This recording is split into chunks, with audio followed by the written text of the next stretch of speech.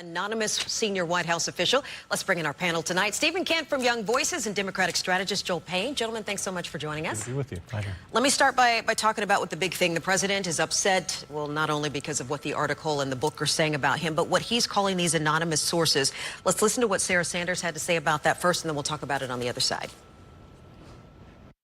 And I think I would certainly rather take the actual on-record account from people who are here, who have been working in this building, who have interacted with the president day in, day out, like General Mattis, like General Kelly, like myself, not disgruntled former employees that refuse to put their name on things when they come out to attack the president.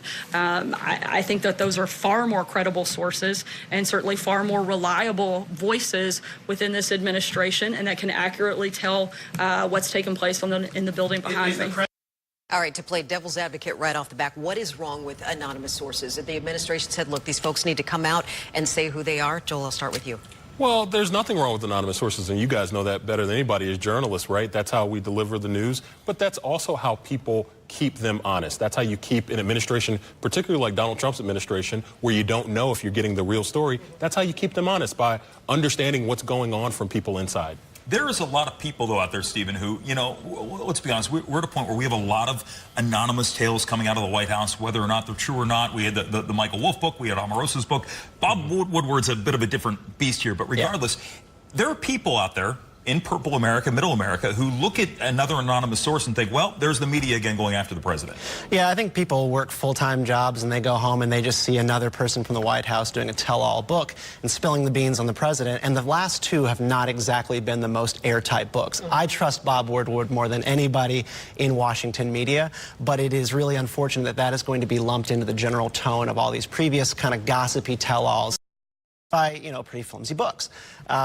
This is a big problem. I don't think that it helps the media with its ongoing battle with credibility in the eyes of American voters, that they're going with anonymous sources. Someone needs to go on the record for this. But, you know, it's interesting. That Woodward book confirms a lot of the things that Michael Wolff said in his book and some of the things that Omarosa said in her book. So while the source of the book, the primary source, might be a little bit different, they have a lot of the same information. The narrative is consistent. Right.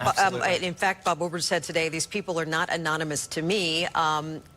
But these incidents are not unnamed incidents, which is what you're saying, that the same thing happened there. How damaging are these books, say, to the GOP heading into the midterms, or is this more of an inside the Beltway issue, Stephen? This is an inside the Beltway issue. I don't think GOP voters going into the midterms care about this at all. In fact, it might just anger them more to go out and vote and defend their guy. We're seeing sort of a huge exercise in tribalism every year since 2016, and it's only getting worse. All right, let's move on to, you have something there? Or? I was just going to say, you can't light a house on fire that's already on fire. There you go. Okay. The big story last week, though, we were talking every day about the Brett Kavanaugh confirmation hearings, and especially on Tuesday and Wednesday when it really got heated.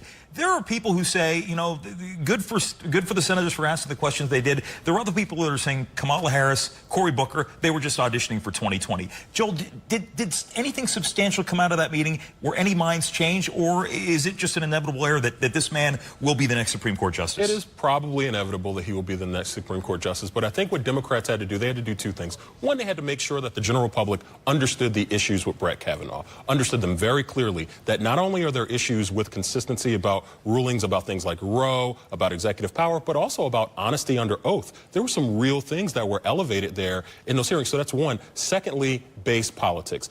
Making sure that the Democratic base understands that they're going to fight and that progressives have a spine, which is something Democrats have been frustrated with for years, and 2016 underscored that.